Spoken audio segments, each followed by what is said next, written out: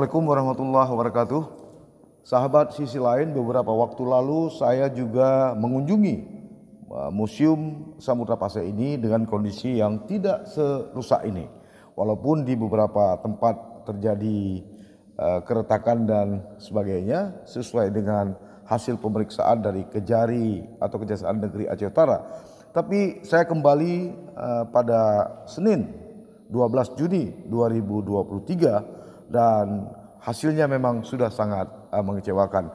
Sejumlah platform nampak sudah hancur, terindikasi bahwa wire-wire yang ada di sini itu dicabut oleh orang yang tidak bertanggung jawab atau tidak dikenal. Kemudian seluruh kaca yang ada di bagian-bagian atau sisi-sisi tertentu juga sudah pecah, sudah hancur. Patut diduga oleh pihak yang tidak bertanggung jawab mengambil aluminium dari kaca tersebut untuk dijual. Begitu juga dengan sisi-sisi tangga untuk menuju lantai dasar ke lantai 1 ke lantai 2 yang terbuat dari stainless, itu pun juga semuanya sudah hilang. Beginilah kondisi terakhir sementara kasus ini terus berproses di Pengadilan Tindak Pidana Korupsi Banda Aceh. Setelah 8 September 2021, Senin 12 Juni 2023 lalu, tim podcast Sisi Lain bersama wartawan investigasi Modus Aceh kembali mendatangi Monumen Samudra Pasai di Kecamatan Samudra, Kabupaten Aceh Utara, Provinsi Aceh. Seperti tujuan awal, kehadiran tim liputan ini untuk memastikan secara nyata dan akurat tentang kondisi terkini monumen bersejarah yang menjadi kebanggaan rakyat di bumi Pasai, Aceh Utara. Keinginan tersebut juga tak lepas dari putusan Majelis Hakim Pengadilan Tindak Pidana Korupsi Banda Aceh yang mengabulkan keberatan atau eksepsi dari 5 terdakwa dugaan korupsi Monumen Samudra Pasai di Kabupaten Aceh Utara, sehingga gugatan jaksa penuntut umum dari Kejaksaan Negeri Aceh Utara untuk sementara waktu kandas dan semua terdakwa dibebaskan dari tahanan. Pembacaan putusan sela ini dipimpin langsung Ketua Majelis R. Hendral didampingi Sandri dan R. Dedi Haryanto masing-masing selaku hakim anggota dan Saipul Bahri sebagai panitera pengganti pada Senin 5 Juni 2023 lalu di Banda Aceh. Seperti kedatangan sebelumnya, kami disambut suasana sepi tanpa manusia. Jikapun ada di bagian belakang atau di bagian luar gedung megah ini, beberapa hewan kambing terkesan cuek menikmati rumput hijau yang mulai meninggi dan menjadi semak belukar. Selain itu, sejumlah aluminium penyangga jendela kaca yang sebelumnya masih utuh dan melekat erat di setiap sisi, kini sudah pecah dan copot. Sungguh miris memang.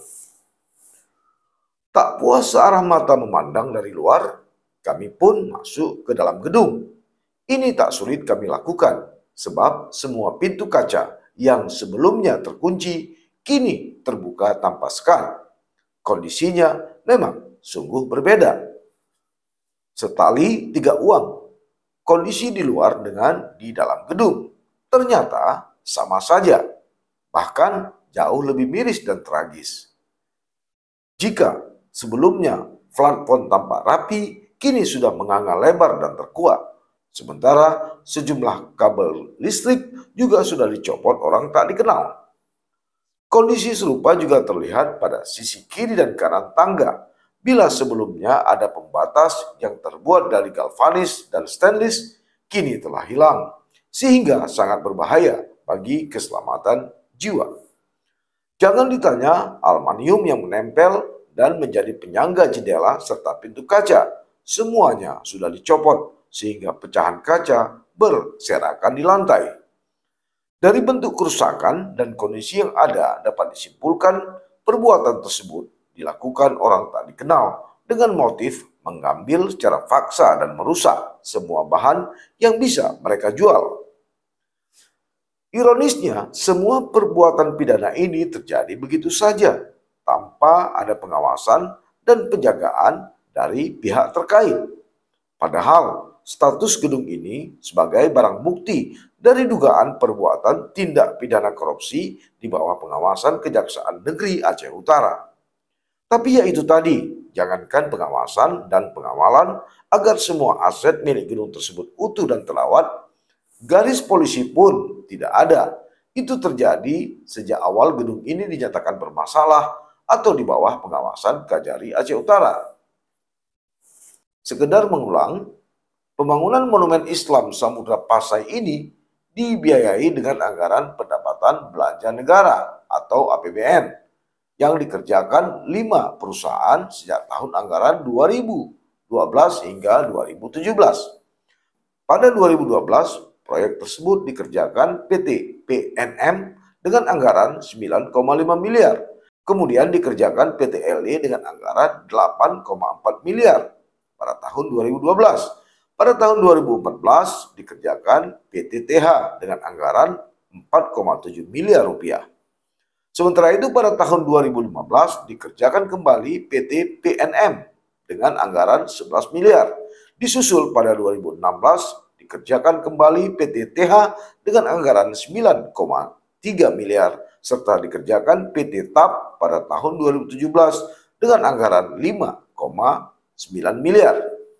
Sebelum dinyatakan bermasalah, banyak warga sekitar serta dari daerah lain di Aceh, termasuk Sumatera Utara, datang ke monumen ini. Selain belajar sejarah tentang Kesultanan Maluku Saleh dan sejarah Islam pertama di Nusantara, juga dijadikan sebagai tempat wisata. Begitupun suasana sukacita itu hilang saat status bangunan tersebut dinyatakan bermasalah oleh penyidik dari Kejaksaan Negeri Aceh Utara. Lantas, terhadap kondisi yang terjadi saat ini, siapakah yang paling berhak untuk diminta tanggung jawab? Kita sangat mendukung proses hukum yang telah dijalankan oleh Kajari Lukspon. Ya. Tapi di sisi lain, dengan kondisi yang rusak seperti itu, berarti kan ada hal lain yang terjadi. Di satu sisi kita ingin menyelamatkan harta negara, tapi di sisi lain juga ikut merugikan negara dengan cara yang lain gitu. Sekarang kan sudah seperti bangunan yang tidak bertuan. Jadi siapapun masuk ke situ dan penjarahan terjadi. Kalau mau jernih, mau kita lihat apakah Kajari juga menyerahkan ke pemerintah untuk menjaga itu dalam proses hukum ini. Kalau iya, pemerintah ikut bertanggung jawab. Tapi kalau tidak, ya Kajari yang bertanggung jawab lah. Akibat kebijakan yang di satu sisi benar, tapi di pihak lain juga ada yang keliru gitu. Proses hukum jalan terus. Tapi ini juga diumumkan oleh Kajari bahwa ini boleh dijalankan terus oleh petugas seperti sebelum ada penetapan hukum ini. Pejabat negara kemudian dengan sikap yang kurang bijaksana merugikan negara. Ini yang siapa yang bertanggung jawab? Sangat penting. Karena ini adalah masa lalu dan orang mengagumi tentang keberadaan Kerajaan Samudra Pasai. Tapi sementara malah orang kita sendiri yang mengabaikan keberadaan Samudra Pasai gitu. Jadi sebetulnya orang menginginkan dari mancanegara datang untuk meneliti, mempelajari semuanya, tapi kita sendiri itu aja pemerintah daerah. Misalnya contoh begini, kesemrautan yang tidak diharuskan oleh pemerintah daerah, misalnya itu kan kedai gedung, itu kan pintu gerbang masuk ke masa lalu Samudra Pasai. Tapi macam mana semrautnya ibu kota Kecamatan Samudra Gedung itu. Kemudian juga hal-hal lain, jalan, kemudian masyarakat sekitar, itu yang kurang pembinaan dari pemerintah daerah. Itu tanggung jawab pemerintah daerah sebetulnya. Sebetulnya kan kita berterima kasih sama pemerintah pusat dengan adanya orang-orang kita di sana yang hadirnya monumen Samudra Pasai yang megah begitu. Tapi ternyata hari ini udah seperti ini. Ini kan menjadi ikon Aceh Utara dan Aceh. Jadi pemerintah daerah harus memperhatikan lebih terhadap keberadaan masa lalu Samudra Pasai dengan menginisiasi yang bisa menghadirkan kunjungan-kunjungan masyarakat dalam negeri maupun luar negeri untuk berhadir dan pemikiran pariwisata gitu. Monumen itu salah satu destinasi yang diprioritaskan oleh pemerintah pusat terutama pada saat itu untuk sebuah sejarah yang sangat besar, yaitu Kerajaan Islam Samudra Pasai, yang mana diketahui sejarah Islam Samudra Pasai adalah kerajaan Islam pertama untuk kawasan Asia Tenggara yang luas ini. Jadi tolak ukurnya itu sangat pasti, sangat penting, karena ini adalah titik awal dari kemasyhuran Islam di Asia Tenggara. Jadi di saat kita melihat sesuatu hal yang besar, kita pasti di situ harus menjadikan sesuatu itu menjadi monumental. Yang mana untuk saat ini mungkin artefak tinggalan sejarah Samudra Pasai itu yang signifikan, yang deposit tinggalannya itu sangat besar, yaitu berupa batu nisan. Jadi batu nisan Samudra Pasai ini tersebar di banyak wilayah di Asia Tenggara ini, di Patani, kemudian di Malaka, di Kedah, di Jawa, di Gresik, kemudian di Sumatera Utara, dan beberapa tempat lainnya di Asia Tenggara ini ada tinggalan sejarah berupa artefak sebaran batu nisan Samudra Pasai. Jadi monumen ini pada dasarnya, pada wacana yang diagendakan pada saat itu oleh Dinas Pendidikan dan Kebudayaan melalui Kabid Kebudayaan Dinas Pendidikan dan Kebudayaan Aceh Utara itu, monumen ini akan dijadikan menjadi pusat kebudayaan Islam Melayu. Jadi di situ nanti bakal ada stand Brunei Darussalam, kebudayaan Brunei Darussalam, kemudian ada kebudayaan Patani, ada kebudayaan Malaysia dan segala macam ragamnya. Jadi itu semua akan ditampilkan di Samudra Pasai, di monumen Samudra Pasai itu. Tujuannya apa? Banyak peziarah-peziarah ataupun pelancong-pelancong dari Asia Tenggara ini yang ingin datang ke Samudra Pasai karena mereka tahu bahwa Islam yang mereka terima hari ini itu berasal dari Samudra Pasai. Jadi mereka di saat datang ke monumen itu pada wacana dasarnya, seakan-akan mereka setelah berkeliling seluruh Asia Tenggara dengan melihat tinggalan-tinggalan sejarah dari Samudra Pasai dan beberapa wilayah-wilayah lainnya itu. Nah, kondisi hari ini monumen itu sudah hancur lebur. Iya. Itu yang sangat kita sayangkan, dan itu menjadi miris sekali bagi kita penggiat budaya ataupun sejarah Samudra Pasai ini, melihat sebuah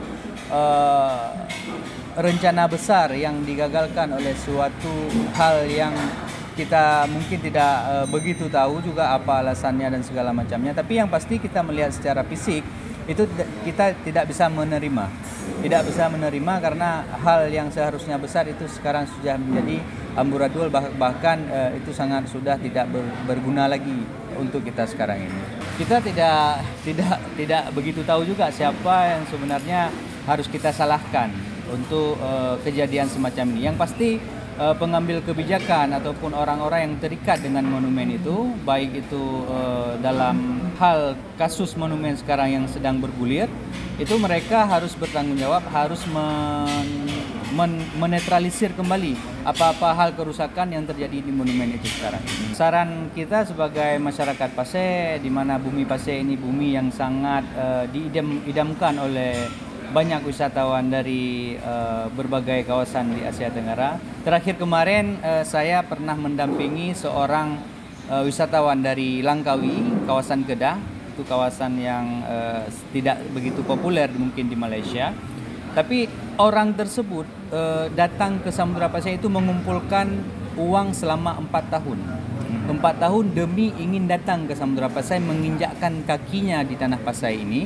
Alasan dia kenapa? Dia ada satu kalimat yang dia lontarkan untuk Samudra Pasai ini. Kata dia, tak sah berhaji bila tidak ke Mekah, dan tak elok rasanya berislam bila tidak ke Pasai. Jadi hal-hal semacam itu saya rasa banyak orang-orang Islam di bumi Asia Tenggara ini yang mengidamkan, ingin menginjakkan kakinya di Samudra Pasai. Jadi alangkah miris, alangkah sayang sekali apabila hasrat-hasrat besar dari kaum muslimin yang ada di Asia Tenggara ini kita terlantarkan dengan kejadian-kejadian semacam ini. Jadi harapannya ke depan mungkin monumen ini bisa kembali diteruskan dan bisa dirawat sebagaimana mestinya harapan pada dasarnya. Ya, sepertinya penyidik Kejaksaan Negeri Aceh Utara tak bisa lepas tangan begitu saja terhadap kondisi monumen Samudra Pasai yang semakin miris dan tidak terawat ini. Logikanya sederhana saja. Jika alasan Kajari Aceh Utara menyegel atau menyita gedung monumen Samudra Pasai itu karena ada indikasi tindak pidana, lantas bagaimana dengan perbuatan atau tindak pidana berikutnya? Terjadi kerusakan dan pencurian pada aset milik negara tersebut. Entahlah, hanya mereka yang bisa menjawabnya.